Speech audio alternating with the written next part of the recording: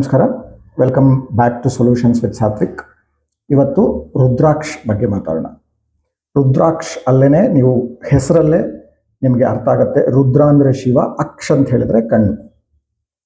So ಶಿವನ ಕಣ್ಣಿಗೆ ಸಂಬಂಧಪಟ್ಟಿದ್ದು. ಸೊ ಶಿವ ಅಂದ್ರೆ ಕಣ್ಣೀರು ಹಾಕಿದಾಗ ಆ ಕಣ್ಣೀರು ನೆಲದ ಮೇಲೆ ಬಿದ್ದು ಆ ಕಣ್ಣೀರು ಬೀಜ ಆಗಿ ಆ ಬೀಜದಿಂದ ರುದ್ರಾಕ್ಷ್ ಮರ ಹುಟ್ಟಿ ಅದರಲ್ಲಿ ಬೆಳೆಯುವಂಥ ಬೀಜಗಳನ್ನು ರುದ್ರಾಕ್ಷ್ ನಾವು ಯೂಸ್ ಮಾಡ್ತೀವಿ, ರುದ್ರಾಕ್ಷಿಯಾಗಿ ಯೂಸ್ ಮಾಡ್ತೀವಿ.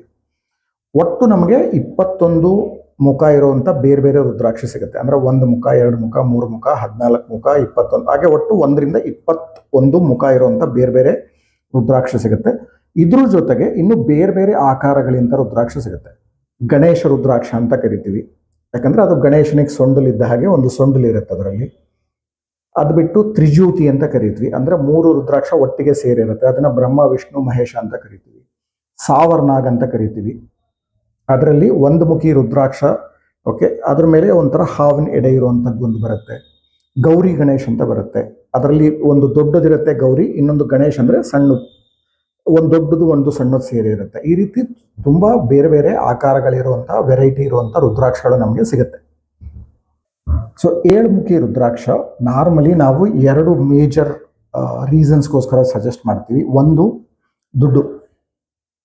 ಯಾರಿಗೆ ಜೀವನದಲ್ಲಿ ದುಡ್ಡು ಮಾಡಬೇಕು, ಆಸ್ತಿ ಮಾಡಬೇಕು, ಲಕ್ಷ್ಮಿನ ಒಲಿಸ್ಕೋಬೇಕು, ಲಕ್ಷ್ಮಿ ಕೃಪೆ ನಮ್ಮ ಮೇಲೆ ಆಗಬೇಕು ಅಂತ ಬಯಸಿರ್ತಾರೆ, ಅವ್ರಿಗೆ ನಾವು ಸಜೆಸ್ಟ್ ಮಾಡೋದು 7 ಮುಖಿ ರುದ್ರಾಕ್ಷ. ಯಾಕಂದ್ರೆ ಇದನ್ನ ಆಳುವಂಥ ದೇವತೆ ಅಥವಾ ದೇವರು ಬಂದು ಮಹಾಲಕ್ಷ್ಮಿ, ಜೊತೆಗೆ ಪ್ಲಾನೆಟ್ ಅಥವಾ ಗ್ರಹ ಬಂದು ಶುಕ್ರ, ವೀನಸ್.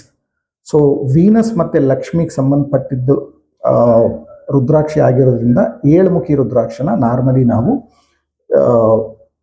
ದುಡ್ಡು ಮತ್ತೆ ಆಸ್ತಿಗೆ ಸಂಬಂಧಪಟ್ಟ ಹಾಗೆ, ಯಾರಿಗೆ ಏನಾದ್ರು ತೊಂದರೆಗಳಿದೆ ಅಥವಾ ಯಾರು ಜಾಸ್ತಿ ದುಡ್ಡು ಮಾಡಬೇಕು, ಆಸ್ತಿ ಮಾಡಬೇಕು ಅಂತ ಇರ್ತಾರೆ, ಅವ್ರಿಗೆ ಸಜೆಸ್ಟ್ ಮಾಡ್ತೀವಿ.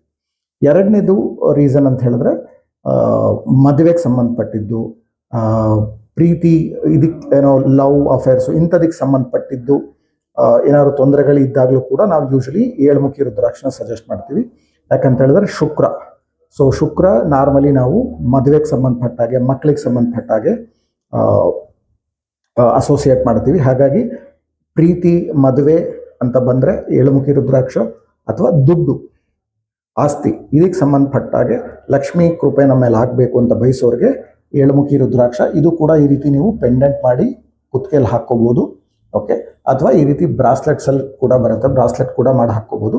ನಿಮಗೆ ಇನ್ನೂ ರುದ್ರಾಕ್ಷ ಬಗ್ಗೆ ಕಂಪ್ಲೀಟ್ ಡೀಟೇಲ್ಸ್ ತಿಳ್ಕೋಬೇಕು, ಎಷ್ಟು ಮುಖಿ ಇದೆ, ಯಾವ ಮುಖಿಯಿಂದ ಏನು ಬೆನಿಫಿಟ್ ಆಗುತ್ತೆ ಅಂತ ಅನ್ಕೊಳ್ಳೋದಾದ್ರೆ ಈ ಬುಕ್ಕನ್ನು ನೀವು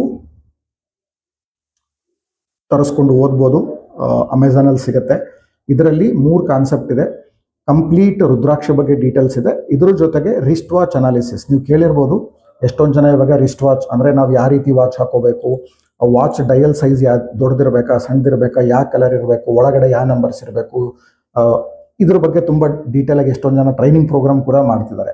ಅದು ಕೂಡ ಈ ಬುಕ್ಕಲ್ಲಿ ಕಂಪ್ಲೀಟ್ ಡೀಟೇಲ್ಸ್ ಆಗಿ ನಾನು ಬರೆದಿದ್ದೀನಿ.